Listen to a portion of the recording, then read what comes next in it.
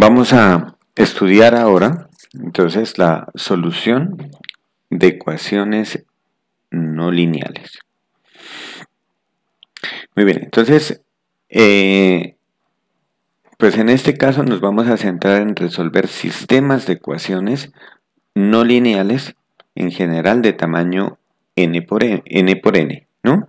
Cuando nosotros tenemos un sistema lineal, ya vimos cómo es la forma de resolverlo con los métodos de Gauss-Jordan o los métodos iterativos, pero cuando nosotros ya tenemos un sistema no lineal, ahí es donde existen los problemas, ya que no siempre se puede despejar una variable en términos de la otra. Entonces, por esta razón es que nosotros vamos a condicionar el método de Newton-Raphson que habíamos visto en los videos anteriores para resolver ecuaciones no lineales a la solución de sistemas de ecuaciones no lineales, ¿no? Entonces, ¿qué es lo que vamos a hacer? Para poder utilizar el método de Newton-Raphson, entonces vamos a obtenerlo usando una expansión por series de Taylor. Es decir, entonces en este caso, consideremos f de x igual a 0.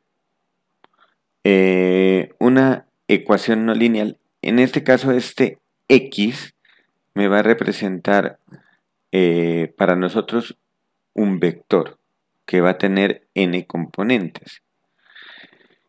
Dado que es un sistema de ecuaciones, digamos, con variables x1, x2, xn, ¿no? Entonces, sea f de x igual a 0 es la ecuación inicial.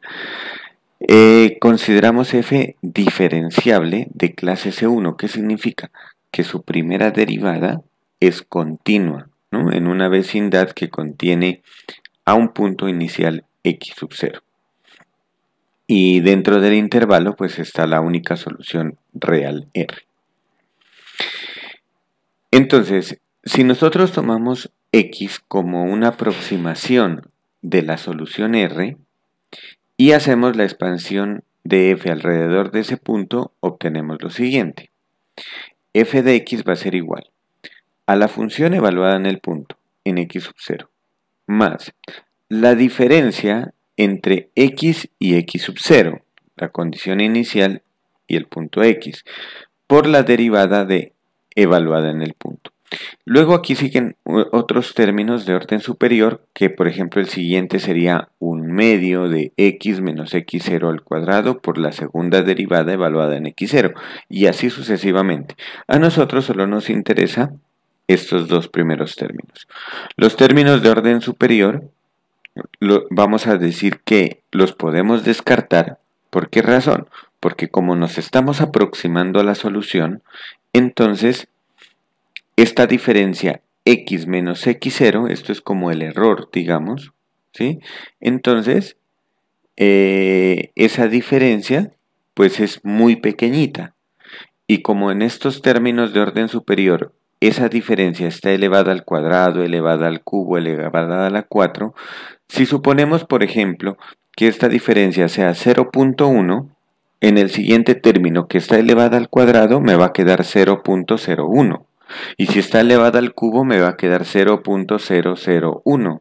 Si está elevada a la 4, 0.0001. Es decir, que entre más la potencia sea más alta, ese valor se va a hacer cada vez más pequeño. Y por lo tanto, eso lo puedo despreciar. Pero tengan en cuenta que acá en análisis numérico, el despreciar algo significa que vamos a obtener un error en la aproximación. Entonces, en este caso, no vamos a decir que f de x va a ser exactamente 0, sino que f de x será un valor aproximado a 0. Y entonces, si nosotros omitimos esos términos de aquí, de la anterior ecuación, si omitimos estos últimos términos no lineales, obtenemos esta parte de aquí. Y si nosotros despejamos x de aquí, al despejar x de aquí, noten que queda f de x0 pasa al otro lado a restar y este f' a dividir. Entonces me queda menos f de x0 sobre f'. y me queda en el lado derecho x menos x0, que el x0 pasando al otro lado a sumar me queda x0 menos f de x0 sobre f' de x0. Entonces, noten que esta es otra manera de uno sacar la fórmula iterativa de Newton-Raphson. Entonces, cuando nosotros señalamos aquí en este x0, reemplazamos aquí en esta fórmula iterativa, el valor de x que obtenemos es la segunda iteración o la primera iteración. Y si reemplazamos en la primera iteración, obtenemos la segunda. Y así sucesivamente, miramos en el video anterior de Newton-Raphson, habíamos visto que esa nos daba una sucesión convergente hacia la solución de la ecuación no lineal. En este caso, lo que vamos a hacer es, bueno, para condicionarlo a lo que nosotros vamos a trabajar como sistemas no lineales, esto lo podemos escribir como f' de x0 a la menos 1. Simplemente lo subimos y el exponente cambia.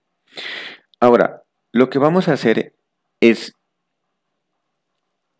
bueno, como les había dicho, pues entonces la fórmula iterativa, por lo tanto, de Newton-Raphson, la podemos escribir de esta forma, como una ecuación de punto fijo, ¿no? G de x igual a x menos la derivada de la función a la menos 1 por la función f de x. Esa sería la fórmula iterativa de Newton. Y dado una condición inicial x0, obtenemos una sucesión convergente de orden cuadrático a la solución x igual a r. Entonces, si nosotros seguimos este procedimiento, podemos nosotros generalizar una fórmula iterativa para un sistema de ecuaciones no lineales. Bueno, entonces vamos a tomar un sistema 2×2. Entonces, inicialmente, consideremos el sistema, un sistema de dos ecuaciones con dos variables. Entonces, ¿qué es lo que vamos a obtener? Pues ese sistema va a ser una expresión que contiene x y y. En este caso podríamos decir que es una función multivariable, f de xy, igualada a 0. Y la otra ecuación sería pues otra función que la voy a llamar g de xy igualada a 0. Este sería entonces un sistema 2×2. Noten que el trabajar con sistemas 2×2, al igual que lo que se vio en la primera unidad, que eran ecuaciones no lineales, aquí hago como el resumen. Nosotros teníamos una ecuación no lineal que era de la forma f de x igual a 0, y esto lo que representaba era que nosotros teníamos una función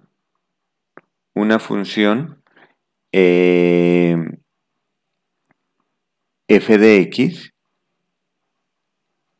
y el que esté igualada a 0 significa que iba a encontrar el punto de intersección con respecto al eje horizontal.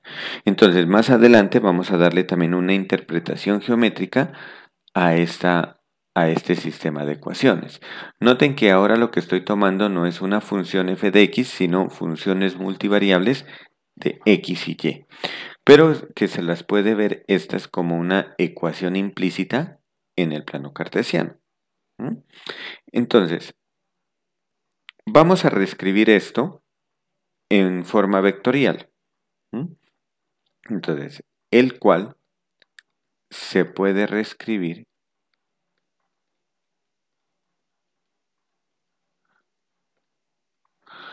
como la expresión, voy a colocar un todo con letras mayúsculas para representar que son vectores, ¿no? Entonces, la expresión f de x igual a 0. O sea, me interesa como una ecuación no lineal, ¿no? Lo que acabamos de ver de la serie de Taylor. Entonces, f de x igual a 0. Pero ¿quién es este f en este caso? F es lo que se llama un campo vectorial. Ese campo vectorial está definido de R2 hacia R2. ¿Qué es lo que hace? toma una coordenada x, y de R2 y le asigna un vector f de xy, g de xy. ¿Mm? Entonces, donde este f es un campo vectorial y también debe ser de clase C1. Significa que sus derivadas, en este caso va a tener derivadas parciales, son continuas. Entonces, vamos a definirlo quién es ese f de x. Entonces, f de x será el campo f de x, y como primera componente y g de x, y como segunda componente, ¿no? En este caso, voy a colocar aquí una coma. ¿Quién es el x mayúscula? El x mayúscula será el vector xy. ¿Mm? Entonces, vamos a la teoría que había explicado anteriormente. La voy a hacer ahora para este sistema 2×2. Entonces, voy a considerar una condición inicial, pero ahora la voy a llamar x0. Voy a colocarle el 0 como superíndice entre paréntesis para indicar que es la iteración 0, ¿no? La condición inicial. Entonces, sea x0. ¿Y quién es este x0? Pues va a ser el vector x sub 0, y sub 0. Entonces, sea x0 una condición inicial.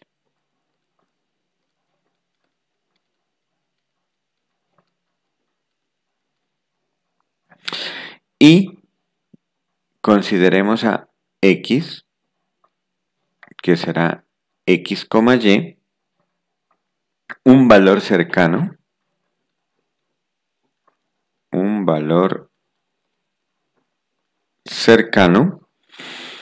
a la solución, y llamémosla a la solución, la voy a llamar x asterisco, y asterisco. Llamémosla la solución R, que va a tener x asterisco y y asterisco. Entonces, lo que vamos a hacer es hacer la expansión de ese f mayúscula, de f de x mayúscula, alrededor de x0 en series de Taylor, ¿no? Entonces, al expandir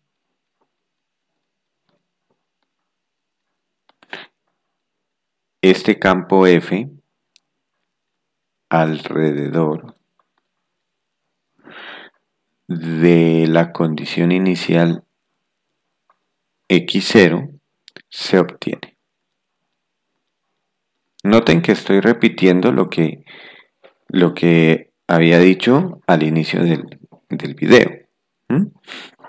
Entonces, como vamos a hacer una expansión de f, y f tiene dos componentes, tiene la componente f minúscula de xy y g minúscula de xy, entonces lo que voy a hacer es hacer la expansión en cada una de las componentes. Entonces, ¿quién es la expansión para f de xy? Entonces, la expansión para f de xy habíamos dicho que era la función evaluada en el punto, en x0 y 0, más, y aquí salía el x menos x0. Noten que estoy escribiendo lo mismo que había explicado antes, x menos x0, pero aquí el cambio que tenemos es que ahora esta función f de xy, como es una función multivariable, tiene derivadas parciales. Está la derivada parcial respecto a x y está la derivada parcial respecto a y. Entonces esto está multiplicado por la derivada parcial respecto a x. Y también va a haber otro incremento en y. Entonces va a quedar y menos y0 por la derivada parcial de f con respecto a y. Y siguen los términos que los voy a llamar O sub 1, términos de orden superior. Esa será entonces la expansión para f de xy. Y la expansión para g de xy es de manera similar. Entonces, ¿quién será g de xy? G de xy en series de Taylor sería g evaluado en x0, y0 más x menos x0 por la derivada de g respecto a x más y menos y0 por la derivada de g respecto a y más términos de orden no lineal, ¿sí? De orden mayor que 2. En este caso, ¿qué significa cada una de esas? Donde, entonces, este O sub 1 de xy y O sub 2 de xy, entonces son los términos de orden superior, son los términos de orden superior. Para las expresiones f de xy y g de xy.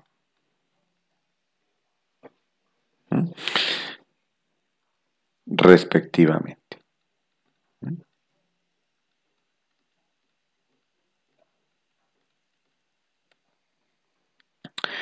Muy bien, entonces ahora, bueno, la de f de x, de f de y, de g de x, de g de y, pues son derivadas parciales, ¿no? De esas funciones. Ah, bueno, pero vamos a aclarar acá.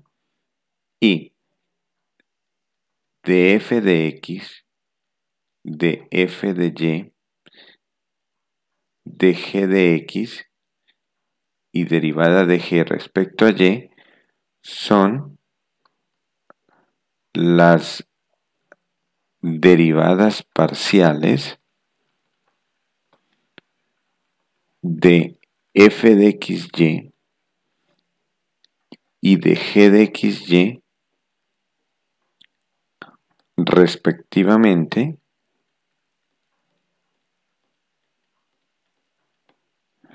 evaluadas en el punto x sub 0, y sub 0. Entonces, o sea, aquí por la notación, para no extender la notación, no coloqué que eso estaba evaluado en x0, y0.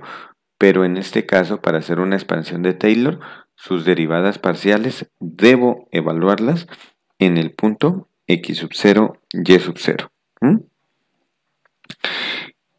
Entonces, noten aquí que este sistema, perdón, noten aquí que si nosotros despreciamos esos términos de orden superior, entonces obtenemos que f de x, esto, sería igual a esta componente de acá, ¿no? Entonces voy a escribir eso, ¿no?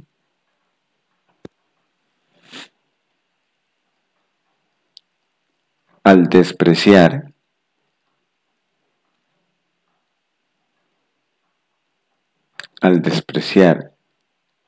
los términos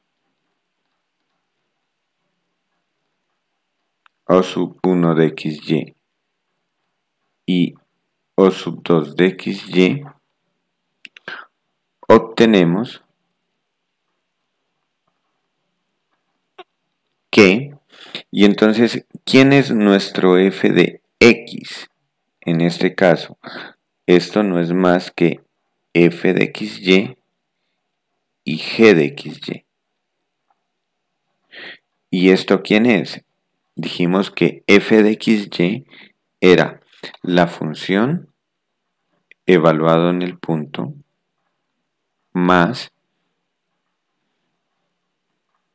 el factor x menos x0 por la derivada de f respecto a x evaluada en el punto x0, y0 más y menos y0 por la derivada de f respecto a y evaluada en el punto x0, y0. Y g de xy es g de x0, y0 más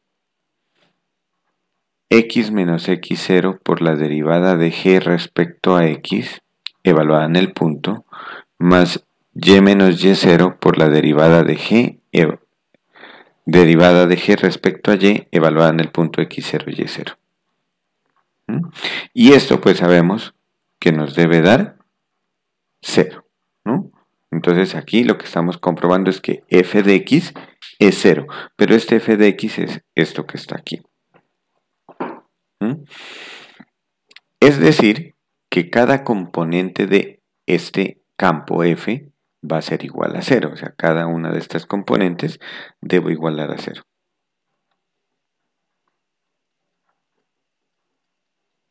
Es decir, coma, entonces, ¿qué vamos a obtener? Vamos a obtener 0 es igual a f de x0 y0 más x menos x0 por la derivada de f respecto a x más y menos y0 por la derivada de f respecto a y. Y la otra ecuación es 0 igual a g de x0 y0 más x menos x0 por la derivada de g respecto a x más y menos y0 por la derivada de g respecto a y. Entonces aquí tenemos esta iteración. Y recuerden que del método, lo que habíamos hecho anteriormente cuando expliqué la expansión en series de Taylor para el método de Newton-Raphson, lo que hacíamos era despejar x de la ecuación que obteníamos. En este caso acá tengo que sacar x y y. Pero para obtener eso, lo que vamos a hacer es reescribirlo en forma vectorial, ¿no? O matricial, como quieran llamarlo, ¿no? El cual se puede reescribir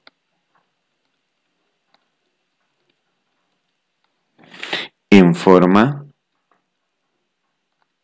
vectorial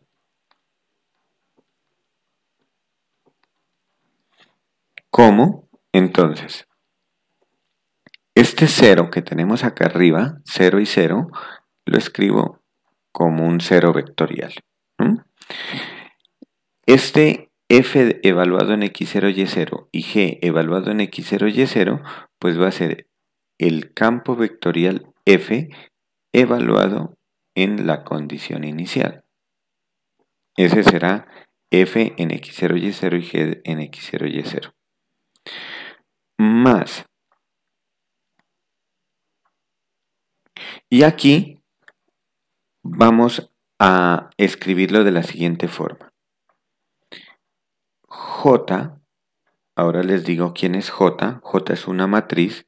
Entonces, una matriz J multiplicada por la diferencia entre las variables de estado x, y menos la condición inicial x0.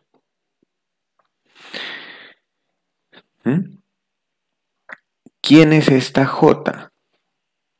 Donde J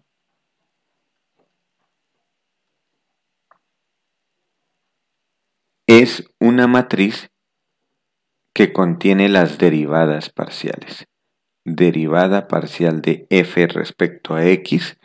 Aquí sí voy a colocarlas, que están evaluadas en el punto x0, y0. En la primera fila, las derivadas parcial de f. Derivada de f respecto a x y derivada de f respecto a y en el punto x0, y0. En la segunda fila, derivada de g con respecto a x en el punto x0, y0 y derivada de g con respecto a y evaluadas en el punto x0, y0. A esta matriz J se le llama la matriz jacobiana, donde J representa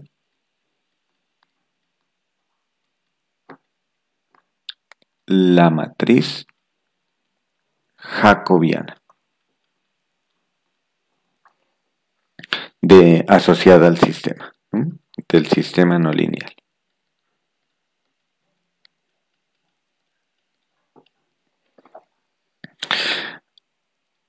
Entonces, al despejar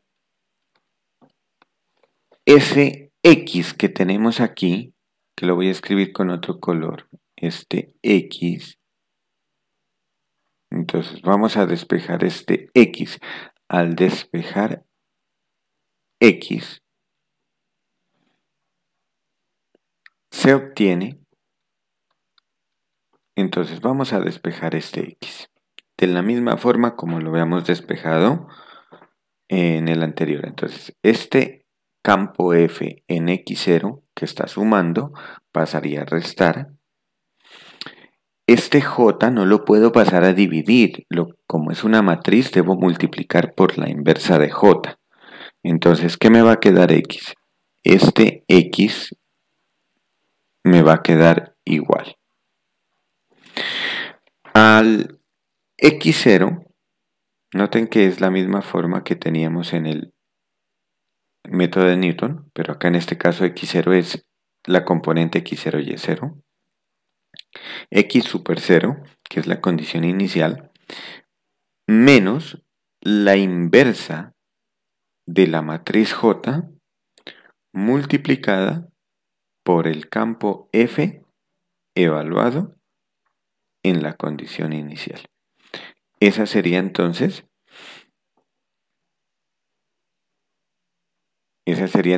la fórmula iterativa para calcular las siguientes iteraciones en el método de Newton. Entonces, ¿quién es en este caso? J a la menos 1. Siendo J a la menos 1 la matriz inversa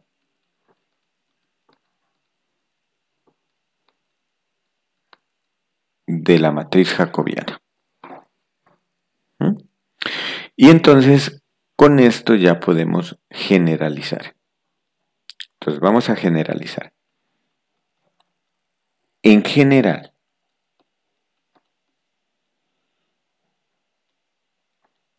para el sistema no lineal,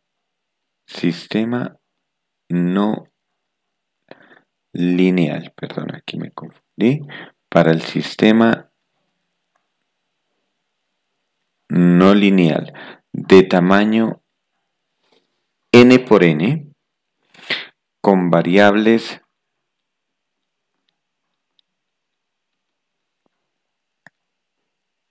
en x, que va a estar como x sub 1, x sub 2, x sub n transpuesta,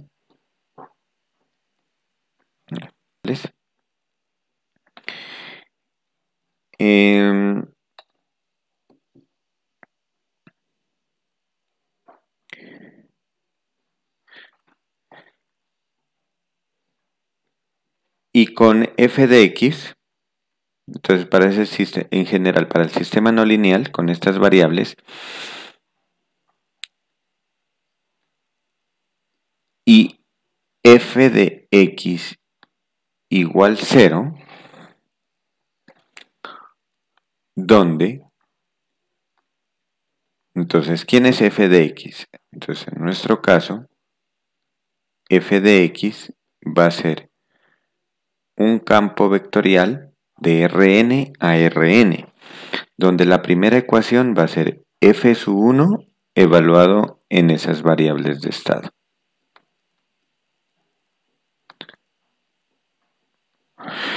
F sub 2 evaluado también en las mismas variables.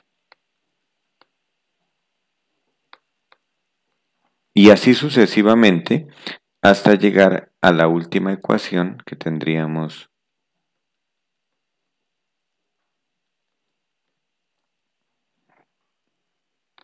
del sistema.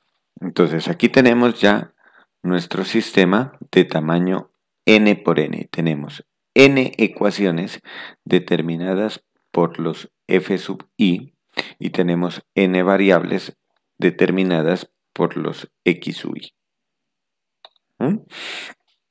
Entonces, ¿qué necesitamos para resolver la ecuación? Una condición inicial cercana a la solución. Entonces,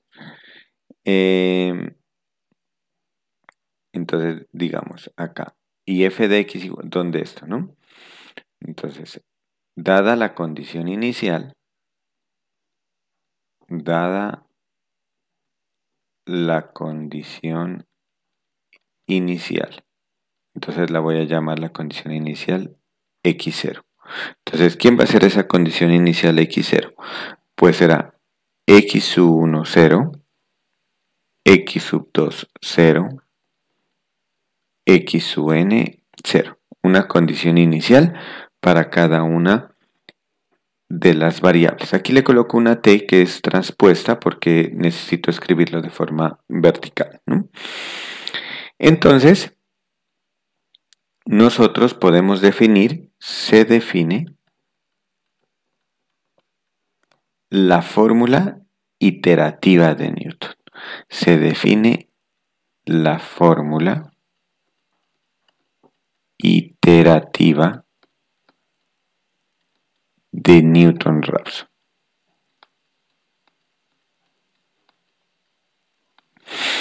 ¿Y cómo vamos a definir esa fórmula iterativa de Newton-Raphson? Entonces vamos a definirla como el campo G de X, como una iteración de punto fijo, que va a ser el X menos la inversa de la jacobiana multiplicado por el mismo campo f de x. Con condición inicial, x igual a x sub 0. Con x sub 0 en Rn, una condición inicial cercana. Entonces, ¿y quién es J? ¿Cómo calculo la matriz jacobiana para el sistema? Entonces, donde J pues va a ser la matriz de derivadas parciales.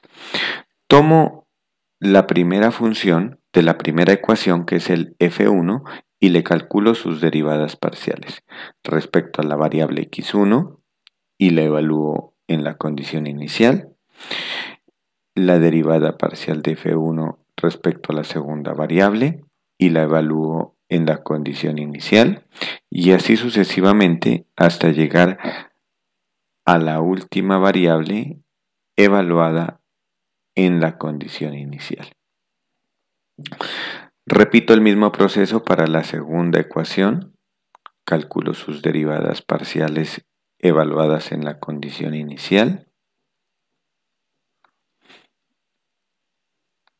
hasta llegar a la última variable, que es xn, y evaluarla en la condición inicial.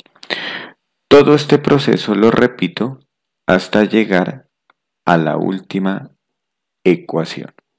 Entonces, ¿cuál es la última ecuación? La derivada parcial de f sub n con respecto a x1 lo evalúo en la condición inicial. La derivada parcial de f sub n con respecto a x2 lo evalúo en la condición inicial, y hasta llegar a la última variable, que es x sub n, evaluada en la condición inicial.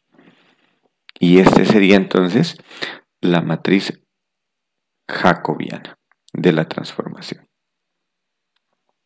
Muy bien, entonces, ahora, esta iteración me va a generar, entonces, esta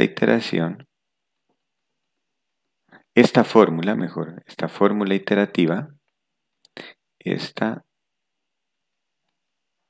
fórmula iterativa,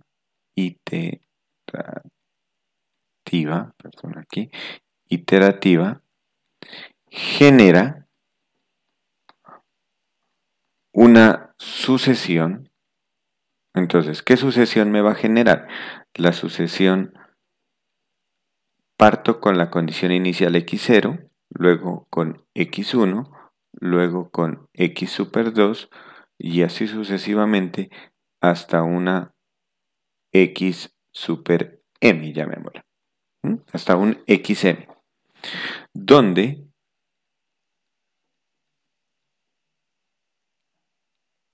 xm está suficientemente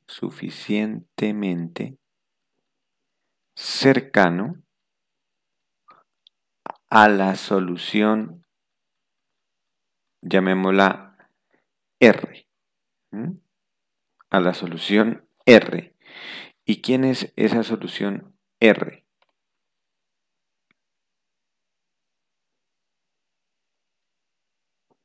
R que sea x1 asterisco, x sub 2 asterisco, puntos suspensivos, x sub n asterisco, transpuesto. ¿Mm? Esa digamos que es la solución a donde tengo que llegar. ¿Mm? Entonces, si este x sub m, esta iteración x sub m, ya está suficientemente cercano, significa que su error ya es más pequeño que 0.5 por 10 a la menos k. Entonces vamos a estimar el error absoluto. Entonces,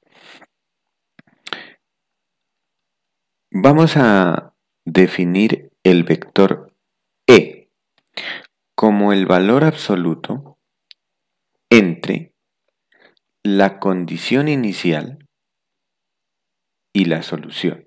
Perdón, sea E entre la iteración xm y la solución R. Entonces, sea E el valor absoluto entre la iteración m y la solución R. Entonces, sea E el vector,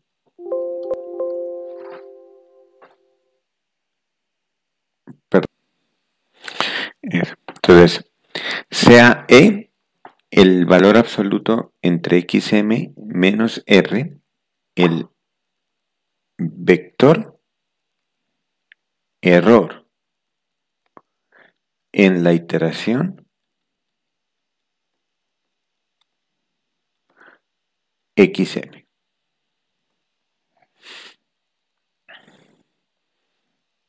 coma, su error absoluto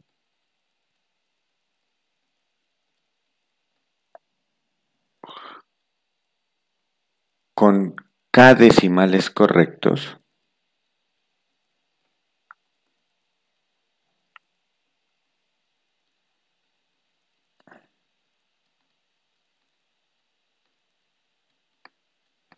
se define como. Entonces, ¿cómo vamos a definir ese error absoluto? Entonces, lo que tenemos que hacer es, ya tenemos el vector que genera los errores en esta iteración xm para cada una de las variables. Entonces, lo que tenemos que garantizar es que al menos todas tienen k decimales correctos. Puede ser unas que tengan más, otras que tengan menos, ¿no? Voy a colocar un caso hipotético para que me comprendan. Digamos que tengo un sistema 2x2. Tengo un sistema f de xy igual 0, g de xy igual 0. Y con la fórmula iterativa hemos calculado un xm que pues va a ser x sub m, y sub m, el cual se está aproximando a la solución R, que es x asterisco, y asterisco. Es una aproximación de R. Entonces, definimos el vector error. Entonces, ¿quién es el vector error? Pues va a ser el valor absoluto entre xm menos x asterisco. Valor absoluto, perdón. Y valor absoluto entre ym menos y asterisco. Digamos que me dio, por ejemplo, me dio 0.001 y este de acá me dio 0.03, digamos. Entonces sabemos que este primero me está determinando el error en la variable x, en la primera variable, aquí en la variable x. Y este segundo, el error en la aproximación para la variable y. Entonces podemos decir que para la variable x, la solución que hemos obtenido como xm, con respecto a la solución que era x asterisco, tendrá 2 decimales correctos. Aquí tiene 2 decimales correctos. Sin embargo, para y, esta aproximación con respecto a la solución y asterisco solamente tiene un decimal correcto. Entonces, yo lo que tengo que garantizar es que toda la solución tiene tantos decimales correctos. Entonces, si yo sé que en este caso particular x tiene 2 decimales correctos y y tiene un decimal correcto, entonces, en general, xm tiene un decimal correcto. Sino que aquí aparece esto, ¿no? Tiene al menos, se puede decir, tiene al menos un decimal correcto. ¿Qué significa que al menos? Que en una variable tiene un decimal correcto y en otras variables puede tener más de un decimal correcto. Entonces, eso es lo que yo necesito garantizar. Entonces, ¿qué hago? ¿Cómo defino el error absoluto? Entonces, el error absoluto en este caso, para este ejemplo en particular, tengo que tomar el valor más grande. Miren, este es más pequeño, 0.001, 0.03. Entonces lo tomo como el 0.03. Y este es el que comparo. Este es más pequeño que 0.5 por 10 a la menos 1. Por lo tanto, tengo un decimal correcto en la aproximación. Así, entonces, si volvemos acá arriba, entonces, si yo necesito que nuestro error absoluto tenga k decimales correctos, debo definirlo como el valor más grande, el máximo, ¿de quién? De las componentes del error, el máximo de e. Y entonces, y este valor debe ser más pequeño que 0.5 multiplicado por 10 elevado a la menos k. Y ahí es donde me voy a detener. O sea, entonces, ¿yo qué es lo que tengo que hacer? Lo que tengo que hacer cuando vaya a resolver un sistema no lineal, primero, generar la fórmula iterativa. Segundo, identificar una solución muy próxima, una condición inicial, perdón, muy próxima a la solución. Luego, ya que tenga la fórmula iterativa, que la tenemos aquí, ya que tengamos esa fórmula iterativa, ya que tengamos esta fórmula iterativa y tengamos la condición inicial, entonces ya con eso vamos a calcular la sucesión convergente. Y en cada una de esas iteraciones, lo que vamos a hacer es calcular su error. Y a cada error le calculamos su error absoluto. Y con ese error absoluto nos vamos a identificar cuándo detenernos. Cuando nosotros necesitamos ya los k decimales correctos.